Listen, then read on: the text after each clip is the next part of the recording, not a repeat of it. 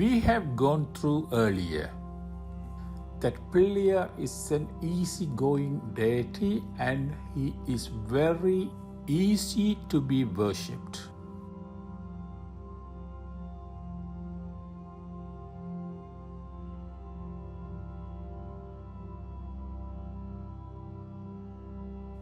If we offer even an arugam grass with true love and devotion and worship him, he would be pleased.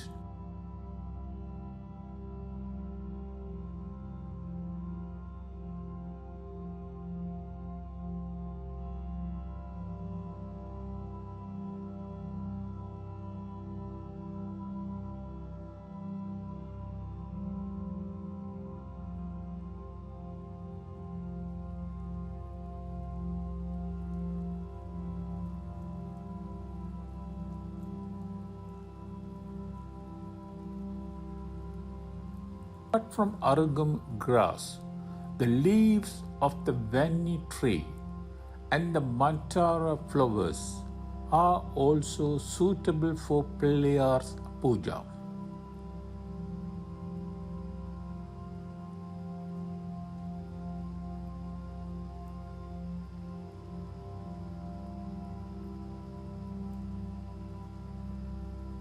Sweet dishes like modagam, which is momas, sweet pongal or sweet milk rice, and sundal or chickpeas, and the grass, vanni leaf, and the flowers of mantara tree are as an integral part of Pillayar worship.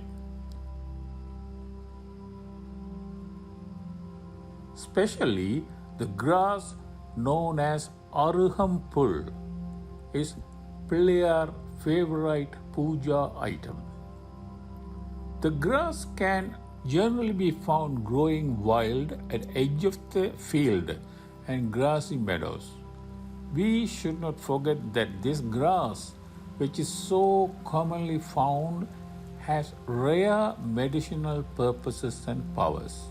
Our ancestors had realized the medicinal power of the grass several thousand years ago itself and had made several medicinal preparations from it.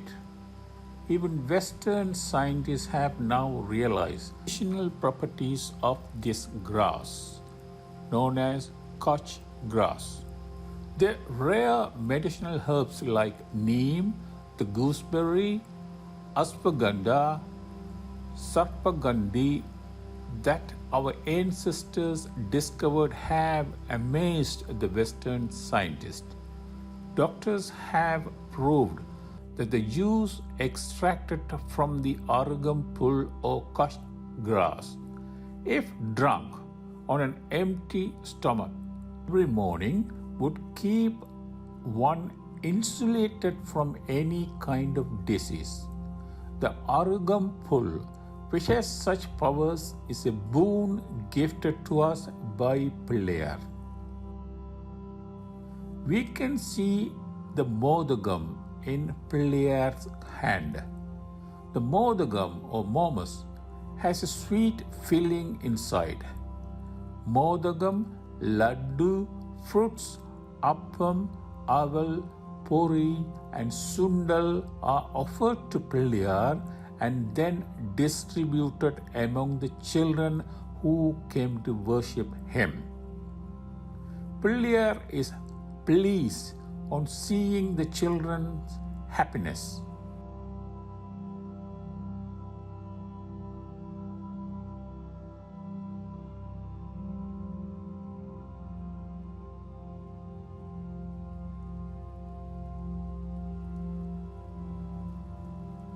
There's a custom of smashing coconuts before Pillayars and then worshipping him.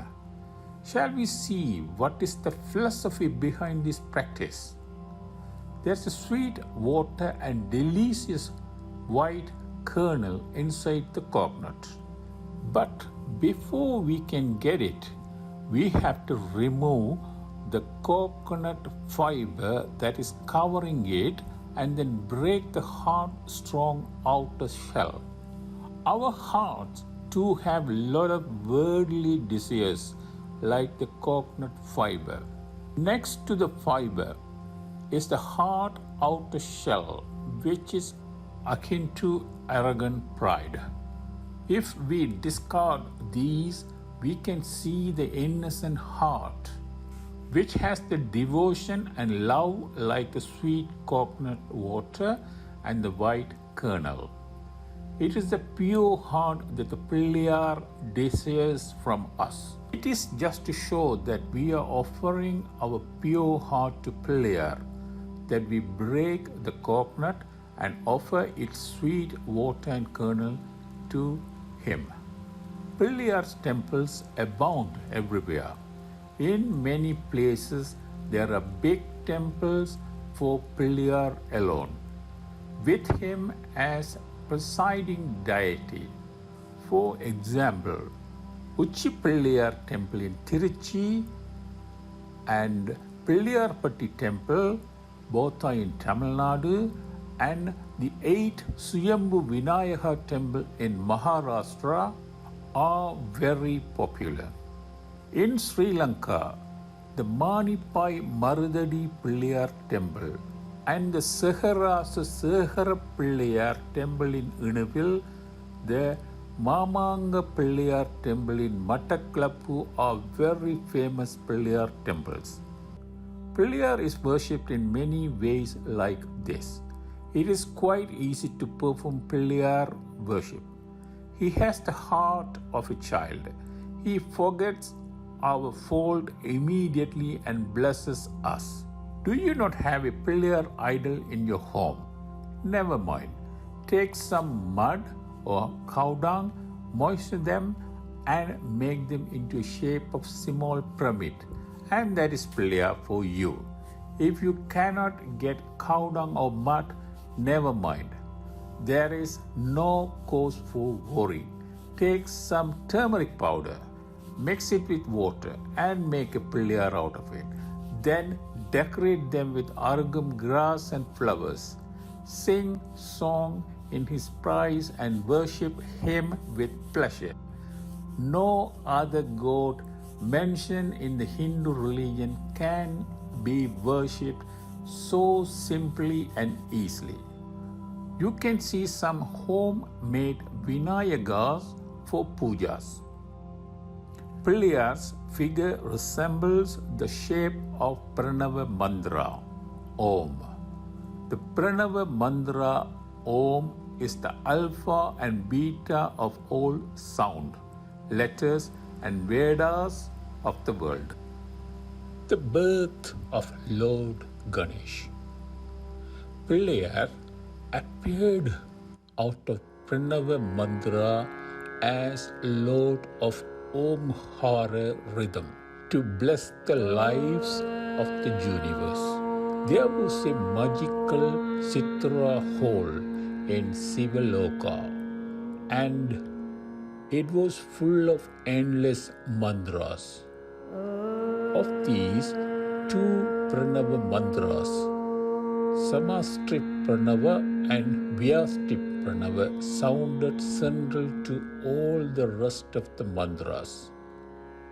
These 2 Pranava mantras, which were responsible for the construction and destruction of all world, chimed Om, Om endlessly. Lord Shiva and goddesses Parvati, who happened to visit the hall at that time, lost themselves in the sweet music of the Pranava mantras and were delighted. So they blessed that a beautiful child should be born as a unified form of the 2 Pranava mantras, so that the world would be able to appreciate and realize the greatness of the Pranavas. And they focus their heavenly eyes on the Pranavas. 2 Pranavas united into one and there appeared a blinding light. The heavenly music Om echoed in all directions, and there appeared Pillayar as the Lord of Omkara rhythm. His face resembled that of Pranava Mantra, taking the shape of elephant.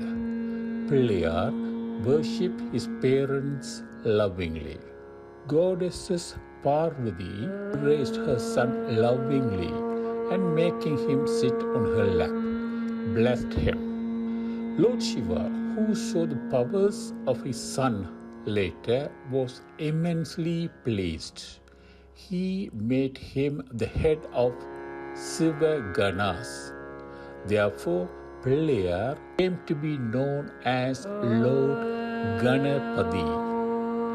Lord Shiva ordained that whoever on earth begins any work should begin it after worshipping his son Vigneshwarar. Therefore, Pillayar also came to be known as Lord Vigneshwar. Vinayaka became the Lord who removes all obstructs and gives his blessings. From that day on, the Devas and the humans, all of them, worshipped Vinayaka and sought his blessings before beginning any works.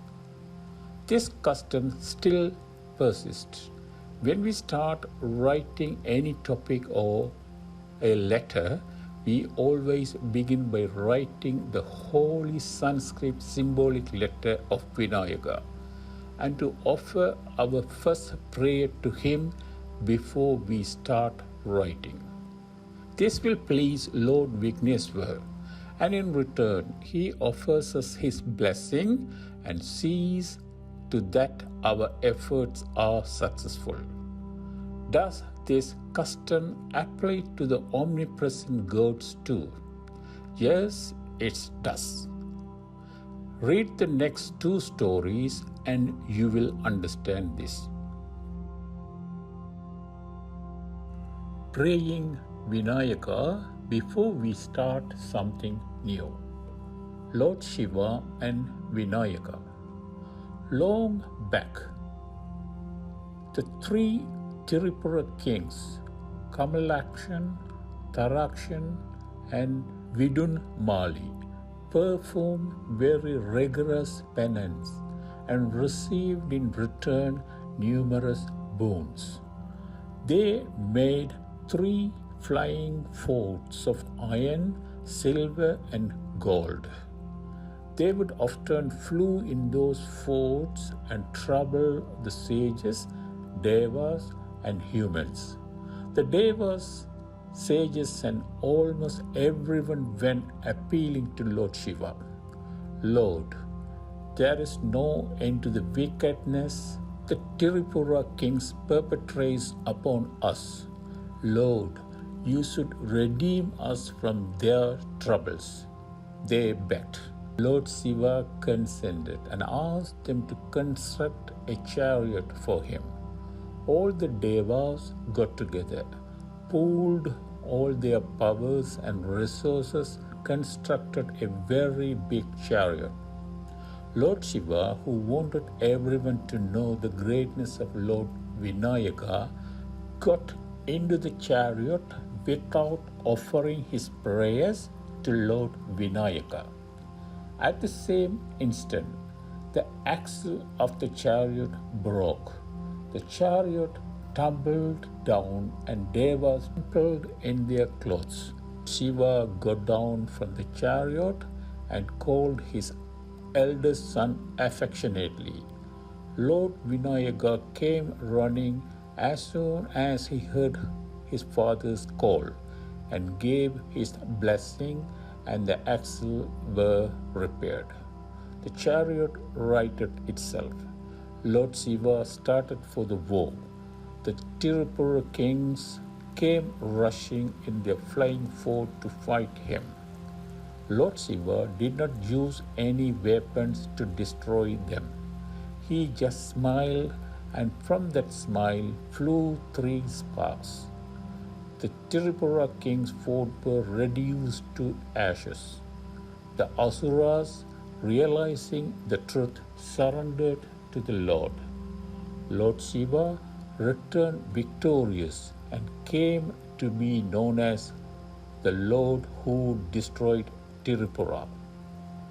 This is a divine play that Lord Shiva and his son Vinayaka both enacted together. The other story concerned Lord Brahma. Lord Brahma and Vinayaka. You all know very well that Lord Brahma is responsible for the act of creation. Brahma was tasked in the work of creation right from the universe itself. He created the Suryas, the world, animals, humans, devas, and every other being. He was involved in the work of creation with an arrogant pride. But surprisingly, none of his creation were proper and regular. Contrary to his perception, all his creation turned out to be disfigured. The figures of humans and devas all turned out to be crooked. This disturbed as well as surprised the Lord of Creator, and he wanted to learn the reason. Soon he realized that he did not offer prayer to Lord Vinayaka before he begins his job of creating the new universe. He stopped his works and prayed to Lord Vinayaka with eyes brimmed with tears. Hearing to his prayer, Lord Vinayaka appeared in his Visvarupa, which means enlarged form, as well as blessed him and even presented him with two new powers, namely Kriya Sakti and Jnana Sakti. With the support of the new powers or Saktis and also of the true blessing, Lord Brahma began the creation works, and this time all worked out as expected. New universe with sun, planets and stars formed well. Devas, Asuras, humans, animals, birds, fish and vegetation all materialized in the perfect manner. This is what ancient legendary Vinayaka Purana tells us. Accordingly, we also must offer prayer to Lord Ganesh before we venture out into a brand new undertaking.